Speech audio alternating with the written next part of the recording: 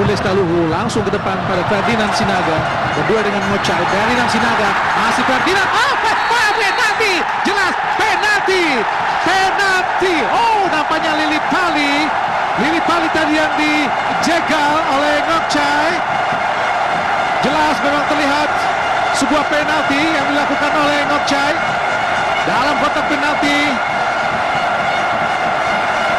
Stefano Lili Pali, nampak Ferdinand Sinaga memberikan semangat buat rekan-rekannya. Kita lihat pemirsa, jelas Stefano Lili Pali sudah lepas dari awalan namun berhasil dihadang, Bu.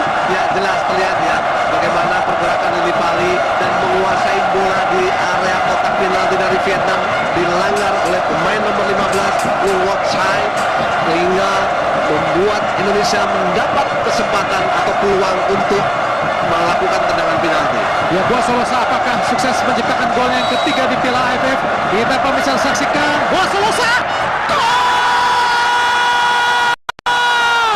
2-1. Boa Solosa menciptakan golnya yang ketiga di Piala AFF 2016, sekaligus menciptakan gol yang ke-14 buat tim nasional Indonesia. Kita lihat tadi Presiden Republik Indonesia Bapak Joko Widodo ikut bergembira menyambut gol ke-14 kalinya buat Boa Solosa.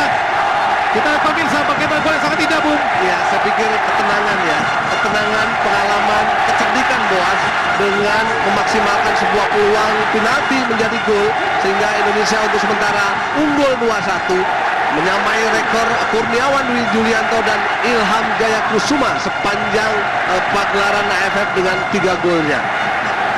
Kita lihat pemirsa, Boa Solosa baru saja menyamakan rekor dua legenda Indonesia, Kurniawan dan juga Ilham Jaya Kusuma, yang setelah kita ketahui Kurniawan memang pemain yang sangat ditakuti zamannya, dan Ilham menciptakan gol yang tentu saja masih diingat saat melawan Vietnam di Piala Tiger 2004, Bung. Betul, ini adalah sebuah gol yang sangat penting, yang sangat krusial, apalagi pertandingan di 45 menit babak kedua ini. Para pemain kita harus lebih memaksimalkan setiap peluang yang ada, kemudian fokus koordinasi untuk menggalang lini pertahanan kita, Bung Adi. Nguyen Van Khoet tadi berusaha merebut bola dari Hansamu Yama Pranata. Kita lihat pemirsa bagaimana usaha yang sangat gigih dari para pemain Vietnam untuk meraih bola langkah demi langkah, Bung. Betul, kita lihat bagaimana Hansamu mendelay dengan sangat baik, walaupun sedikitnya ada dorongan para pemain Vietnam melakukan pelanggaran. Perlu diapresiasi keunggulan untuk sementara, jangan sampai para pemain kita overconfident. Ekspektasi masyarakat terlalu besar memang sangat baik, tapi jangan sampai menjadikan tekanan. Mereka harus tetap bermain nothing to lose, memiliki transisi yang sangat baik, terutama bertahan begini. Trong Huang berusaha menyisir sayap kiri atau wilayah kiri Indonesia. Le Kongfin berbahaya, kotak penalti ada mana hati. Beruntung mana hati membuang bola tadi, karena memang sangat berbahaya umpan Le Kongfin terhadap Nguyen Van Khoet. Harus berhati-hati para pemain Indonesia, karena memang para pemain Vietnam memiliki ketajaman dan daya juang yang sangat baik, Bung. Iya, mereka begitu eksplosif, kemudian juga support second line mereka juga sangat baik ketika mereka melakukan bola-bola silang. Tendangan penjuru yang pertama Pantang Luang di babak kedua Vietnam. Ada 5 pemain Vietnam. Pantang Luang langsung kotak penalti, berbahaya datangnya, berhasil disundul oleh Hansamu. Trong Huang. Indonesia, Abu Lestaluhu, bukan sebuah pelanggaran. Boa Solosa masih bebas. Boa Solosa berusaha dikejar oleh Trong Huang. Ke kiri dia kepada Andik Firmansyah. Masih Andik Firmansyah, angkat kotak penalti, Lili Pali. Sebuah skema yang sangat luar biasa, pergerakan dari Lili Pali menyambut umpan silang dari Andik Firmansyah. Walaupun masih belum dimaksimalkan dengan sangat baik oleh Lili Pali, ini memperlihatkan bahwa intensitas serangan sudah mulai membaik, sudah mulai menemukan kepercayaan diri untuk sementara unggul 2-1, Bung Adi. Vietnam kembali menyerang. Kefatan tadi disapu oleh Bayu Pradana.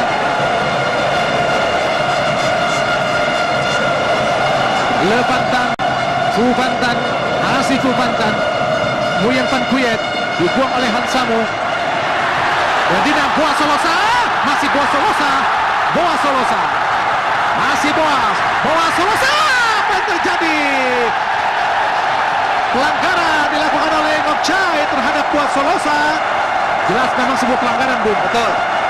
Kita lihat aksi protes yang dilakukan oleh para pemain Vietnam ketika Nguyen Ngo Hai di kartu kuning oleh wasit Gillette Gavan dari Australia. Kita lihat bagaimana ketenangan, kecerdikan, kepintaran dari seorang Boas Solosa mencoba mengelabui atau melewati pemain dari Vietnam dan terpaksa harus dilanggar. Ini momentum untuk memaksimalkan servis, Bu Adi.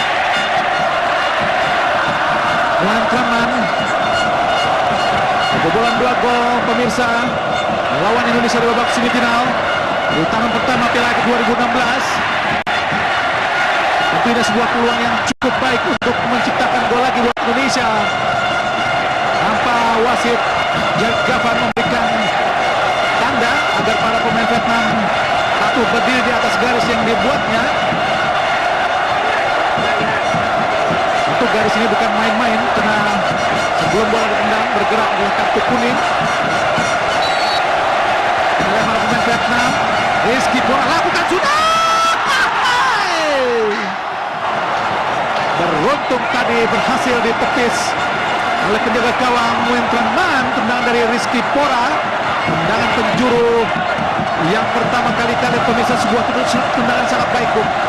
Ya, bagaimana flashing ya yang dilakukan oleh Rizky Pora masih mampu ditepis oleh penjaga gawang Tran Nguyen Man dan mengakibatkan Indonesia mendapatkan sepak pojok di babak kedua ini. Rizky Pora, tendangan penjuru, lakukan sudah kotak penalti berbahaya. Nampaknya disundul tadi oleh Nguyen Van Kuyet. Denny Wahyudi, Denny Pali, diserobot tadi nampaknya oleh Ferdinand Sinaga yang sangat berani untuk melakukan duel-duel, Bung. Ya, ini adalah kualitas dari Ferdinand, pemain AFF 2016 sekaligus menciptakan gol yang ke-14 buat tim nasional Indonesia. Kita lihat tadi Presiden Republik Indonesia Bapak Joko Widodo ikut bergembira menyambut gol ke-40, maksudnya gol ke-14 kalinya buat Boas Solosa. Kita lihat pemirsa bagaimana gol yang sangat indah, Bung. Ya, saya pikir ketenangan, pengalaman, kecerdikan Boas dengan memaksimalkan sebuah peluang penalti menjadi gol sehingga Indonesia untuk sementara unggul 2-1, menyamai rekor Kurniawan Dwi Julianto dan Ilham Jaya Kusuma sepanjang pagelaran AFF dengan 3 golnya. Kita lihat pemirsa, Boas Solosa baru saja menyamakan rekor 2 legenda Indonesia, Kurniawan dan juga Ilham Jaya Kusuma, yang setelah kita ketahui Kurniawan memang pemain yang sangat ditakuti zamannya dan Ilham menciptakan gol yang tentu saja masih diingat saat melawan Vietnam di Piala Tiger 2004, Bung. Betul, ini adalah sebuah gol yang sangat penting, yang sangat krusial, apalagi pertandingan di 45 menit babak kedua ini. Para pemain kita harus lebih memaksimalkan setiap peluang yang ada, kemudian fokus koordinasi untuk menggalang lini pertahanan kita, Bu Adi. Nguyen Van Kuyet tadi berusaha merebut bola dari Hansamu Yamapranata. Kita lihat pemirsa bagaimana usaha yang sangat gigih dari para pemain Vietnam untuk meraih bola langkah demi langkah, Bung. Betul, kita lihat bagaimana Hansamu mendelay dengan sangat baik, walaupun sedikitnya ada dorongan para pemain Vietnam melakukan pelanggaran. Perlu diapresiasi keunggulan untuk sementara, jangan sampai para pemain kita overconfident. Ekspektasi masyarakat terlalu besar memang sangat baik, tapi jangan sampai menjadikan tekanan. Mereka harus tetap bermain nothing tulus, memiliki transisi yang sangat baik, terutama bertahan dengan ini. Hong Huang berusaha menyisir sayap kiri atau wilayah kiri Indonesia. Le Kongvin berbahaya, kotak penalti ada mana hati. Beruntung mana hati membuang bola tadi karena memang sangat berbahaya umpan Le Kongvin terhadap Nguyen Van Kuyet. Harus berhati-hati para pemain Indonesia karena memang para pemain Vietnam memiliki ketajaman dan daya juang yang sangat baik, Bung. Iya, mereka begitu eksplosif, kemudian juga support second line mereka juga sangat baik ketika mereka melakukan bola-bola silang. Tendangan penjuru yang pertama pantang luang di babak kedua Vietnam.